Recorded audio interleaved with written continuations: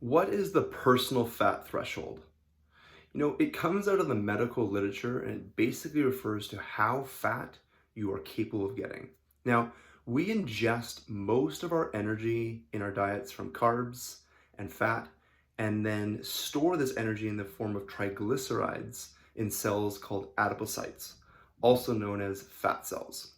Now, all of this fat we are carrying around, we can basically use to run our metabolism when we don't have excess food. Now, just before we get into it, if you haven't already, make sure you hit that subscribe button and click the little notification bell so you never miss when I release a new video or go live. And then when you click that notification bell, select all so you're notified of all videos. So when we eat fat, most of it is stored in your cells as mentioned above. However, some of it is basically burned along the way from ingestion to storage. So basically, the fat you consume, most of it's going to be stored, but some of it in that process of just the digestion, you're going to be using it for energy. But most of it basically is stored. So when you eat carbs, though, you are slowing down or down-regulating the burning of fat, and you're up-regulating the burning of carbs. So basically, you are sparing fat isocalorically, meaning for the same amount of calories, and you're burning more carbs during the period when these carbs are made available.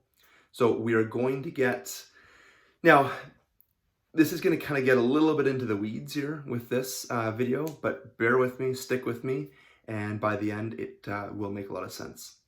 And also, I'm going to include the whole transcript of this video on my blog, so you can just kind of read it as you're watching it, or you can read it later. So yeah, so just to reiterate that point, when you are consuming carbohydrates, you're sparing the burning of fat, even at the same calorie load, and then your body is preferentially burning the carbohydrates when those carbohydrates are available.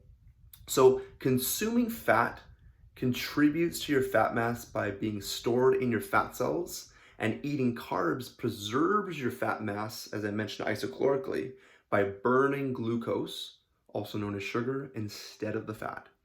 So either way, when you eat fat or carbs, you are contributing to your fat mass, and you are storing extra fat in your fat cells or sparing the fat that you already have stored in your fat cells in the case of when you're consuming carbohydrates.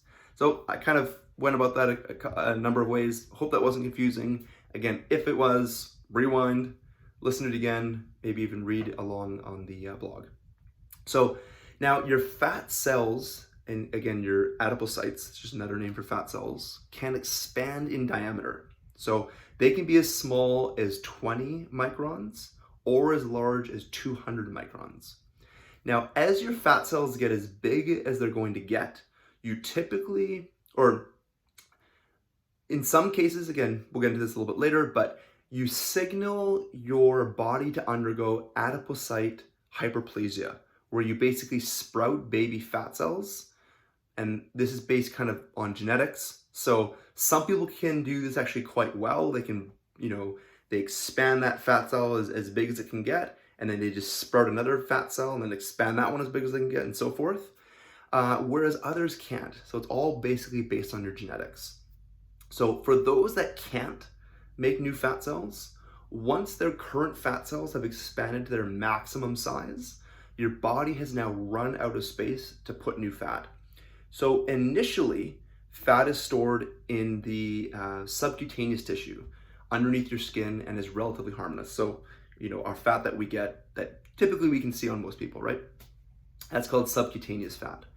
Now, once these fat cells reach their maximum capacity, either your body will make more fat cells, as described above, or if it can't genetically, it will start storing more fat in the visceral area in the peritoneum, which is the area around your organs. So kind of it's referred to as like the visceral area, just this area in the midsection. Now this is starting to become dangerous. So whereas the subcutaneous fat is relatively harmless, once you start storing fat in this visceral area, it's starting to become dangerous.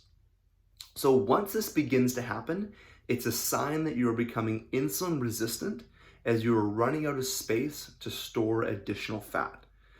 So additionally, when this occurs, fat basically starts to circulate in the bloodstream longer as it doesn't have any place to go. Also, your insulin will be chronically elevated as it's trying to clear the bloodstream of fuels, whether that be carbohydrate or whether that be fat fuels. Okay, so those are the two main fuels that we have, is fat and carbohydrate. So not a good thing. Now, once all of your subcutaneous fat, again, the fat around just underneath your skin, and all your visceral fat stores are full, the body lastly starts storing fat ectopically within the organs themselves, such as the liver, where we develop fatty liver disease. Did a video about that a couple weeks ago, so you can check that out on my channel, and also storing fat in the pancreas. Now, this is extremely dangerous when we get to this point. So at this point, we have reached our personal fat threshold, which is all the fat, which is basically as fat as we can get, okay? So essentially, you've sprouted as many new fat cells as you can and have filled them to their maximum capacity. So in this case, you don't have a good place to put fat, and so your triglycerides, which are your fat that's basically fatty, how we store fat, are as high, or they're basically always going to be high in your bloodstream, as that's basically the fat energy in your blood, as I mentioned above, and it's got no place to go. And also your glucose is high because all your cells are refusing any form of energy. So the glucose just circulates around, okay? This is like super like danger zone, red flags going up, body's kind of giving up, okay? So we got a lot of serum triglycerides floating around your bloodstream. We've got a lot of glucose floating around your bloodstream. The body is just maxed out. It can't store either forms of these energy in your fat cells as a triglyceride. So as I mentioned above, a little side note here is that you're going to store energy always as a triglyceride, okay? Except in cases with glycogen, but generally we're storing energy as triglycerides, whether it's coming from carbohydrates stored as triglycerides or it's coming from fat and then restored as triglycerides. So now, hitting your personal fat threshold is when you spill over into type 2 diabetes, which is basically uncontrolled amounts of fuel in your bloodstream, as I just mentioned, and you have no place to put them as your fat cells are all full. So usually at this point in your, typically at this point, all your muscle glycogen levels are full. So we store carbohydrates, as I mentioned before, as triglycerides, but we also store carbohydrates in the form of glycogen in our muscle and our liver. So typically in this case, when someone is at this point, their muscle glycogen levels are full and they're usually not doing a lot of exercise to help kind of deplete these glycogen stores, okay? So typically the fat and muscle cells need to be full to have type 2 diabetes, okay? So to be kind of diagnosed or suffering from that condition, your fat cells need to be full and your muscle cells need to be full, okay? So an interesting thing about storing and losing fat is that you store it basically in this order. So we store it first subcutaneously, okay, under the skin, viscerally second, which is the area that we talked about around the organs, and then ectopically is third, which is the storage actually within the organ, as we mentioned above. But interestingly, you actually lose fat in the reverse order, as shown through Professor Roy Taylor's work. So where he showed through MRI scans that after only 8 weeks on a low calorie and a low fat diet, the ectopic fat, so the fat that's actually stored within the organs themselves, like the liver and the pancreas, cleared out. So the body started with the pancreas and the liver first, then losing the visceral fat, and then lastly the subcutaneous fat, the fat under your skin. So whether it's done through a low fat or a low carb diet doesn't seem to matter objectively. However, subjectively may make a difference, such as how hungry you are, how you feel, blood sugar and energy levels, as well as other subjective factors that are a little bit difficult to measure. But basically the bottom line is that you can accomplish this reversal of fat through either a low fat or a low carb diet, such as the Keto or Carnivore diet, or a combination of a low carb and a low fat diet through the PE diet as brought forth by Dr. Ted Naiman. Basically very similar to these other diets where your protein and minerals and nutrients are prioritized over energy, calories from fat and carbs. So you're basically focusing on, making sure you're hitting your protein needs, your mineral needs, and just high nutrient dense foods, and you're kind of minimizing or not prioritizing the energy from carbs or fats. Now, personal fat threshold is a very genetic thing, as we kind of talked about earlier.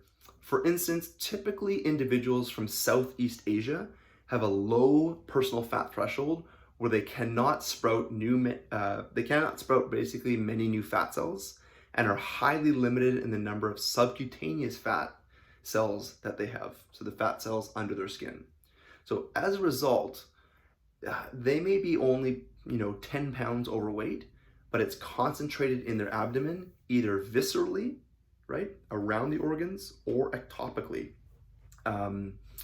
within the organs. Okay, so and usually when this happens, they're immediately diabetic. So the reason for this is these individuals have filled up all their fat cells at this 10 pounds overweight, and therefore it pushes them into diabetes. Okay, so again, very genetic, highly genetic, this personal fat threshold. Whereas typically Caucasians usually have a higher personal fat threshold, and therefore they can, sprout new fat cells, they can expand them much bigger. So you could have a Caucasian that's massively overweight and obese and hasn't even maxed out their personal fat threshold and may not even be diabetic. So genetics has a big part to play with this. Now, the larger your fat cells, the more typically insulin resistant you are, and it's because you are reaching your personal fat threshold where you have maximum fat storage happening. Now, you can't necessarily just look at someone and know whether they're insulin resistant, pre-diabetic, or even diabetic, because due to their genetics, as I mentioned earlier, you don't know if they've reached their personal fat threshold. So kind of a question you may be thinking, or a lot of people thinking in regards to this, is how do you know if you're approaching your personal fat threshold? Now, one of the best measures, simplest measures, you can do this at home, is the waist to height ratio. So you measure your waist at the belly button, okay, with your abdomen fully relaxed, and then you divide that by your height. Now, a key thing here is just make sure you're measuring both in the same units, for instance, inches or centimeters. So ideally, we want this ratio to be less than 0.5, meaning your waist should be less than half your height. So for instance, if your height is 70 inches, your waist should be less than 35 inches.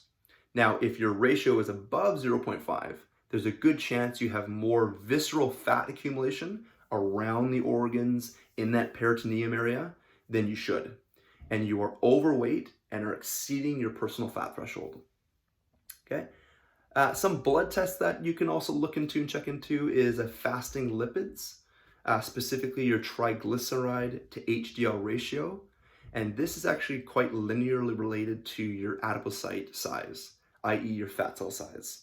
Okay, so how basically over fat you are. So getting your triglyceride to HDL ratio measured is a good one. And you want this ratio to be less than 2. Okay, now fasting triglycerides is another good measure to check. You want this below 150, but ideally below 100. Another good measure is the fasting insulin, which you'd want to be below 5, but ideally below 3 or even less than that. Now, a typical measure of fasting glucose is a common measure to do. However, in this case, it's maybe not the best measure because once your glucose is too high, you're already really, really over your personal fat threshold. So when we want to see if we're kind of getting close to, or we're potentially getting into that personal fat threshold and maxing it out, checking that fasting glucose is probably not the best measure. These other ones are a little bit better. So going from home, something simple, don't need to go to the doctor, don't need to get a blood test, just check that waist to height ratio. That's a good indication. Now, one of the best examples we have of the personal fat threshold is persons who have lipodystrophy, which is a genetic condition where you have very, very little subcutaneous fat, where you look basically really lean on the outside, but all your fat is being stored viscerally around your organs. So these people have incredibly high rates of hyperinsulinemia, which is high insulin levels. They have high rates of metabolic syndrome and type 2 diabetes, even at low body weights and even relatively low body fat levels, because they don't have any place to put that fat. So there are actually animal models with this lipodystrophy condition, and it's fascinating as they're almost instantly diabetic, these animals. And interestingly enough, if you transplant, so you take some subcutaneous fat into these animals, you basically transplant it into these animals with this lipodystrophy, you cure their insulin resistance basically overnight, because now they have a place to store the fat. So bottom line is, you don't want to be anywhere close to your personal fat threshold. If you are at your personal fat threshold, now you may be asking, what can I do about it? I'm already there. What can be done? You want to go on a low energy diet. Okay, so as I mentioned above, I recommend a low carb diet, the PE diet by Dr. Ted Naiman, Keto diet, Carnivore diet, where you are keeping your carbs low, protein is high, and fat is low to moderate. Also important is incorporating strength and conditioning training is going to be key, because it's going to help to burn additional energy and to speed this process up of basically reversing this personal fat threshold. Okay, so I really hope that this video was helpful and on basically what the personal fat threshold is, how we reach it, how to treat it once it's reached, and what can be done about it. I know we got into the weeds quite a bit on this. Again, go back, watch the video again, read the blog post that goes along with it. And if you have any questions, don't hesitate to comment below. But if you know of anyone that may benefit from this, please consider sharing it basically anywhere on social media, as you may help them resolve their health issues, or at a minimum, drastically improve them. So I appreciate you watching this. And if you like this video, please click the like button or the thumbs up button on YouTube here. And as mentioned earlier, please remember to subscribe and click the notification bell and select all. And as always, if you have ideas for future videos or you have any questions for me, please make sure you comment below, as this helps me to know what videos to create and what you'd like to learn. So keep it locked in here on my channel. I look forward to coming to you in the next video.